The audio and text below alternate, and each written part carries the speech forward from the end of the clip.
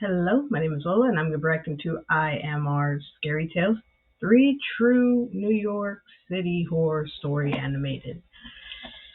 Have no idea what it's about. All I know is that it's scary stories based off that take place in New York, and it's animated, and they're supposedly true, maybe. Uh, uh anyway, if you want to like, comment, subscribe to my channel, you can. If you don't want to, that's fine too. I just do this for fun. Here we go. Visiting New York City was always a dream of mine, and I accomplished that dream some months ago. The flight from Stockholm was a long one, but as soon as the immense city skyline came into view beneath me, I knew it was worth it, and the butterflies in my stomach took full flight. What would I do first? Go to the Empire State Building? Walk around Central Park? Marvel at the Statue of Liberty? All these thoughts and more rushed through me as I disembarked and made my way through LaGuardia. I'll admit, I had a very romanticized view of New York City. I've always been a bit like that, dreamy, Well, I mean, everybody does. Even I do. Everything is roses. I was thrilled to see yellow cabs waiting outside the airport, just like in the movies. I loaded my luggage into one and told the driver my destination. I wanted to travel on a certain budget, so I booked a hostel to save some money. Where are you from? The driver asked as we pulled out. Sweden. Where? Sweden? You've not heard of it? I saw him eye me in the rearview mirror, then smile. I can't say I have, ma'am. It's fine. It was odd enough to know that the man hadn't heard about Sweden. And what was odder was the way he was constantly looking at me through the rearview mirror. He wasn't smiling or giving any expression. His blank face started to creep me out a bit. But once I entered the city, my nerves calmed down. So many people roaming the streets. New York's reputation precedes it. The famous song, New York, kept ringing in my ears. New York, concrete jungle where dreams are made of. My eyes dazzled, seeing the city so alive. Alicia Keys song, yeah. I was on cloud 9, picturing the exciting experience coming my way. But the feeling didn't dawdle for more than 5 minutes. As soon as we passed the first traffic signal, the driver suddenly took up speed. Hey, what's going on? He totally ignored me and took a sharp left turn and then right and entered a dingy alley. He stopped the car and I realized I was about to be in big trouble. I immediately reached for the door, but the man took out a small bottle filled with a colorless liquid and sprayed it right onto my face. My vision began to blur slowly. A sick smile appeared on the man's face as he saw me fainting. When I woke up, it took a few minutes for me to realize that I might never see my family again. I was lying on a rusty bed. My hands were chained to the bed, and so were my legs. I was inside a small room, like an apartment. The walls were damp, and the room had a funny smell. I guessed the door to be locked from the outside, as it had no doorknob. Hello? Please, help me! Hello? Hello? The windows were bolted with a thick wooden plank. There was no way any living being could hear from this room. I started crying in fear. God knows what this man is planning to do to me now, I thought to myself. Suddenly, I heard footsteps, followed by a key unlocking the door. I'm here! Please, help! The door opened, and a little girl about the age of 9 or 10 years old entered the room. She had a food tray in her hand. Her clothes were dirty. She had brown dreadlocks filled with dust and mud. She placed the tray near the bedstand and stood right next to me. She watched me blankly as I cried and pleaded with her. Please, call the cops. Help me. I can't. What? Why? Because Mommy and Daddy want to have fun with you. What? She turned around and ran away, like it wasn't a big deal for a kid her age to see a person tied and chained up like an animal in their house. I couldn't stop my tears, and out of panic, I wet myself. Within the next few minutes, a woman dressed like a homeless person came in. She shoved a piece of bread inside my mouth, and as I gagged, she laughed like a maniac. Come on, little birdie. Don't give up so easily. We're just getting started. Looks like you couldn't resist yourself, darling. Saying this, the driver entered the room and hugged the woman from behind. Both of them kept staring at me like they were enjoying their favorite view together. The woman let go of the bread, and I coughed while trying to breathe.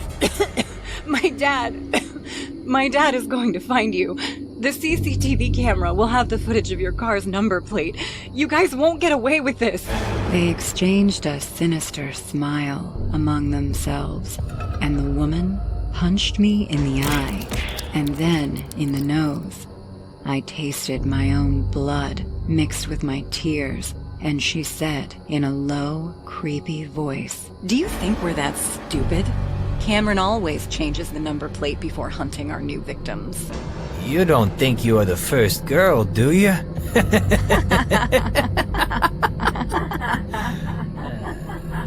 They both laughed in their twisted joy, and then began to walk out of the room.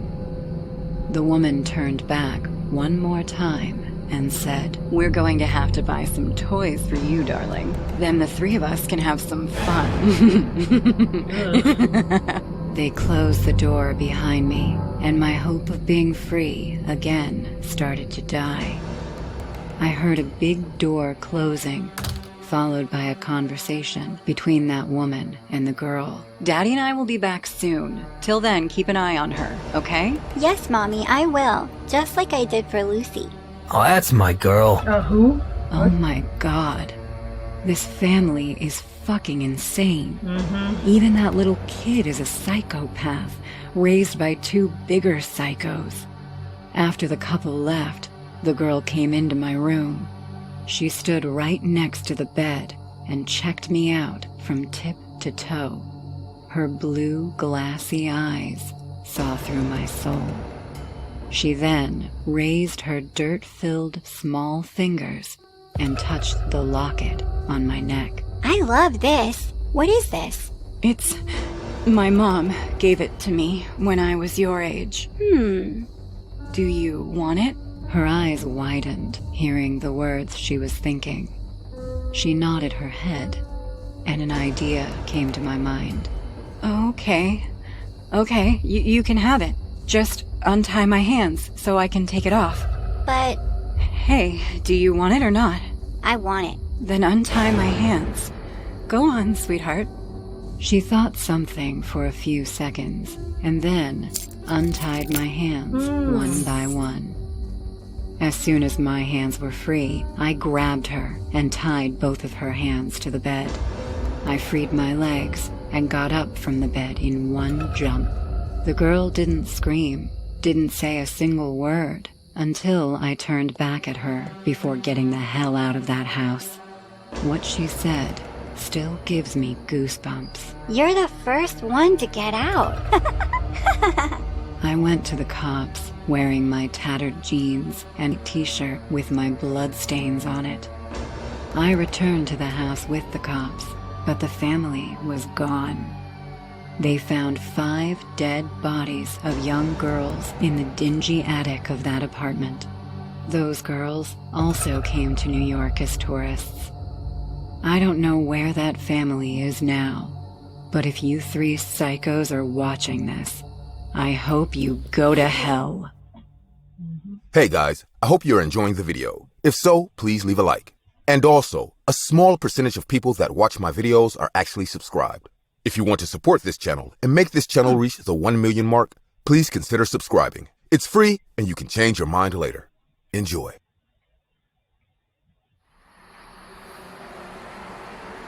For real, that really shows like how quickly things can escalate. Like 1 second, that woman, she was like, "Oh, like I'm finally here in New York. It's been my dream for God knows how long."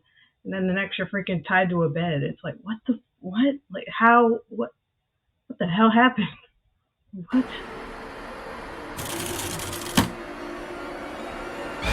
Jesus, what the? The hell is that? What the? My name is Steven, and I live at 342 West Pine Street. And ever since I moved to New York, terrifying nightmares haunt me every night. I wish that was my only concern, but unfortunately, it's the least of my problems. I'm telling this story so that in case I disappear, you will know what happened to me. I don't know who is after me or what they want, but I know it surely won't end well. It all started on a Saturday morning. My uncle had a big truck, so I didn't have to pay anyone to transport my things. As I was unloading a table, a girl came up to me and started talking to me. I see you're just moving in. Are you new in town? Hi. Yeah, you got me. My name is Mark. I reached out to shake her hand, but she just looked at me with the same strange smile she kept during the whole conversation. You're from the apartment, right? Do you need me to help you with the move? Her offer caught me off guard, so I just... Wait a sec. Didn't a minute ago he said his name was Steven? Now he's saying it's Mark. What is this, Moon Knight? What the... said no.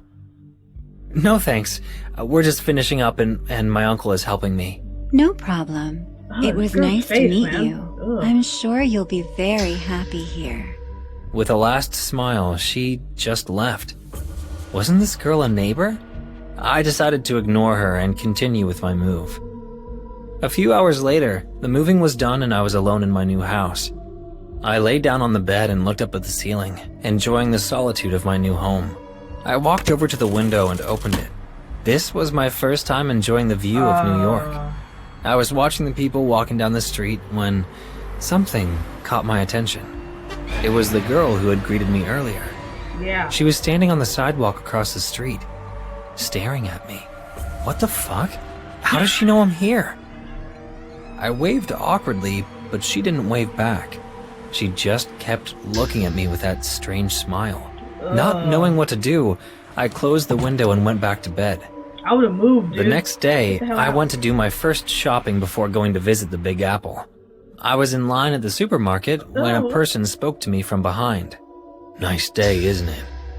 Oh, of course, sir. You seem surprised. Is there a problem? No, just that I just moved in and I'm a little shocked at how friendly people are here. Don't get your hopes up. People here are not friendly. Only we are. What do you mean, we? It doesn't matter, kid. The important thing is that you'll be happy here. What? Who are you? Hey, do you need help with the bags? No thanks. Luckily, the cashier was calling me, so I turned and went quickly to her. In the meantime, I could see how that man was still staring at me. Yeah, oof. When I got home, I put everything in the fridge. I couldn't stop thinking about that man. Worried, I felt the urge to look out the window. When I lifted the curtain, I found something worse than I had expected. Not only was the man from the supermarket there, but the girl from yesterday and 3 other people were there too. They were all looking at me from different points on the street, but none of them were trying to hide it.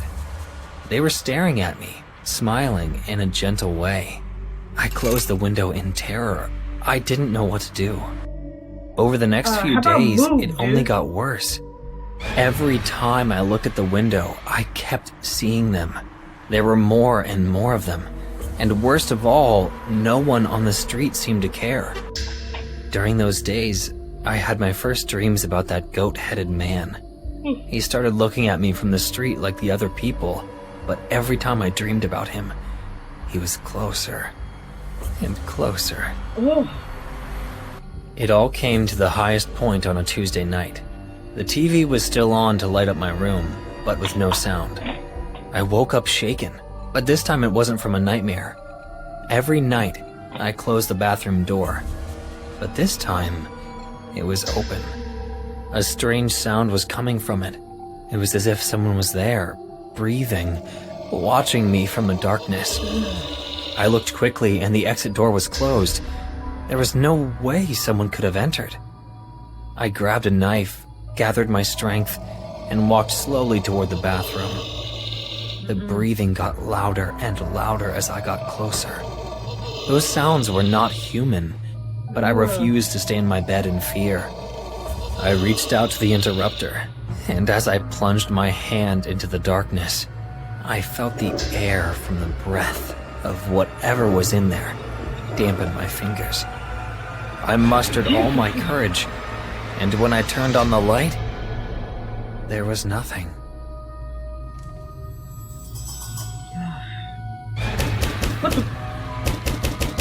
My little peace was interrupted when someone knocked on the door. Who could knock at this hour? I ran to the door, and when I opened it, there was no one there. I was about to go back into my room, but when I turned around, my suspicions were confirmed. That night, I was not alone. Someone had drawn a cross on my door. The next day, I went to the police, but they didn't give too much importance to what happened, as it could have been someone from my building just committing an act of vandalism. I was on my way back from the police station, desperate, until I heard her voice again. Oh, no. Hey, you look sad. Do you need help with something? It was the girl I had talked to when I was unloading my things. It's you. Get away from my house, you sick fuck. Desperate and in tears, I grabbed her by her shirt. What the hell do you want from me? Leave me alone. Don't worry. You're getting closer and closer. Soon, you will be happy. I'll kill you. Do you hear me? I'll kill you and everyone with you. Sir, you're hurting me. Could you let me go? I don't even know you. What? Confused, I looked around. All the people on the street were staring at me angrily. What's wrong with you, asshole? Before I could explain myself, a big crowd of people were punching and kicking me on the ground. As I curled up and covered myself from the blows, I could see the girl look at me with a gentle smile and walk away. When I was finally able to leave, I went back to my house. When I entered, I smelled a foul odor, but I checked and no one had come in, nor did I have any rotten food. I didn't go to the bathroom to check my wounds. I sat down on the floor and felt something in my pants. When I looked to see what it was, I found the hoof of a goat. Oh. I was sure that girl had placed it in my pocket. I threw it violently against the wall, and I just cried. I had no money to rent another place. I thought about going to my family, but I knew these people would follow me, and I didn't want to involve them. I was at their mercy, and there was absolutely nothing I could do. The days kept passing, and everything got worse and worse. The putrid smell in my room is already unbearable. The dreams are getting worse and worse, and I don't even look out the window anymore, because I know that I will see at least 10 people looking at me. For some reason, the internet hasn't been working for days, and I'm very hungry, but I don't want to leave my room. I feel that something here is taking all the energy out of me and won't let me leave. There is no hope for me anymore. The only thing left for me to do is pray that this ends as soon as possible.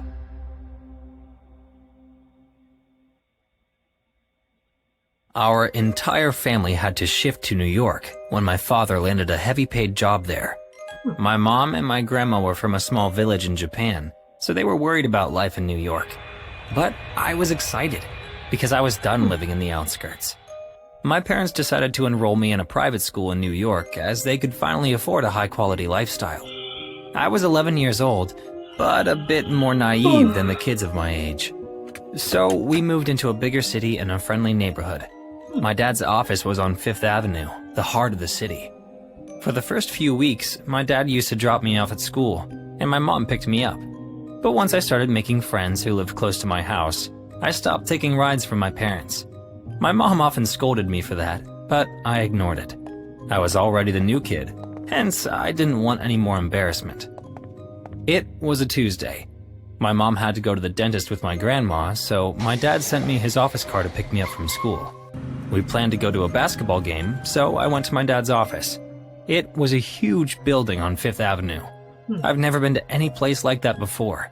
So I was wandering in the big hallway on the ground floor while my dad was stuck in a meeting. He came out to see me once and said, "Kyle, please stay inside the office premise. I'll be down in 15 minutes. Okay. Here, take this money and get something from the vending machine." He got into the lift and went upstairs, while I started to head toward the big vending machine at the other end of the hallway. Everyone was so busy that they hardly noticed me. I was sipping a Kool-Aid when I felt a soft touch on my left shoulder. Being startled, I turned back and nervously spilt some drink on my jeans. A man in his late 50s was standing behind me. He seemed very rich from his attire. He smiled without blinking and said, "Oh no, I'm sorry. It's fine. Let me buy you an ice cream. I feel really bad." "No, it's okay. Don't bother." I started walking away when the man again called out to me. "Why don't you come with me? I know this game zone right across the street. Maybe you can play some games there." Stranger danger, Come man. on, it's not a big deal. "But it's just around the corner." As I said, I was naive and not well accustomed to the city and its people. So I thought, what harm would come from spending some time at the game zone? For free at that. I had to wait here anyway, so I agreed with the man and started to follow him. We left the office building and the man waved at a car parked at some distance. It was a black fancy car, just like his suit. The driver brought the car to us and we hopped in. I didn't question why he was taking a car just to go a few steps, but rich people like wasting money. The man suddenly playfully pulled my cheeks and said, "So, what's your name?" Kyle. And yours? "Call me Jack." I gazed at the streets as we were passing by and realized something is not right. I looked at Jack in confusion and asked, Why did we take the left turn? You said end of the street." "Well, actually, kiddo, I lied to you." What? Relax. I ain't gonna hurt you. Saying this, the man moved very close to me and grabbed my hand. His sick eyes scanned my body. I started to feel very cold and suffocated at the same time. The strong cologne from his suit started to choke me. We stopped in front of a dingy alley. At the end of the alley stood an old apartment. A homeless woman was eating from the dumpster standing at the side of the alley. She looked at the car and then concentrated back on her food. The man grabbed me by the waist and placed another hand on my mouth so I couldn't scream. I was kicking in the air, trying my best to scream, but the man had his tight grasp on me. Tears rolled down my eyes as I thought my dad might be already looking for me. Just then, the man who was driving us called out to Jack. "Sir, that's not him!" I was almost fainting from having difficulty to breathe when Jack let me go and I fell to the floor. Lying on the ground, I overheard their conversation. What are you saying?"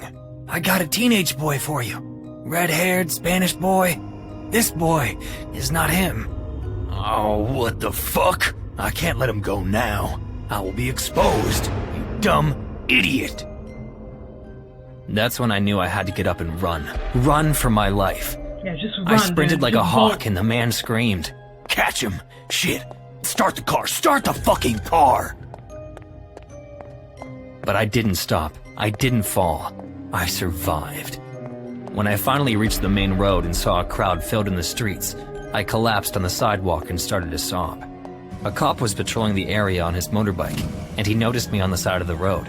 I couldn't say anything except for 3 words. "Dad, 5th Avenue. He took me to my dad's office. When we reached there, 4 more cops were already standing under the office building, and my mom and dad were crying in fear. "Mom! Dad!" "Kyle!" My baby. I ran to them and my mom took me in her arms. My dad hugged us and we were all in tears. But the story doesn't end here. While we were having this moment, I saw a man leaving the building in a real hurry and walking towards a black car on the other side of the street. I remembered this car. My face turned pale again and my mom asked, What? What is it, Kyle? That's him, Mom! Jack! I pointed at the man. The cops turned back, following my hand, and the guy looked at us too. The moment he saw me, he ran to the car and 1 cop shot him in the leg with a stun gun. He fell on the road and the 4 cops circled around him, pointing their guns at him. My dad couldn't speak for a few seconds. And then, suddenly, he spoke. "Mr. Shatner? You pig!" He jumped on the man and punched him in the nose. Damn. He started to bleed and the other cops took my dad away from the scene. Mr. Shatner was my dad's boss. He was arrested with serious charges. Not anymore. Many were shocked to know that he was a pedophile, hunting prey in the very streets of New York. His driver was also arrested for helping him in this crime. This news made a big headline, and 3 more young boys came forward with their claim of being physically assaulted by this freaking psycho. We came back to Japan after this incident. My mom just didn't want to live there anymore. But I went back for my college education there. I now work here. My office is also on 5th Avenue. Whenever I go down for a break, I keep my eyes open for any stranded young kids to see whether or not they're getting followed by creeps. Oh, that's good. Yeah, like going through something like that, like, man, I can't imagine. Like, man, that's something that sticks with you, man. Like, you get traumatized, and it, like, man, I can understand the mom. Like, she's like, man, I don't want to go to New York ever again. Don't go back there. And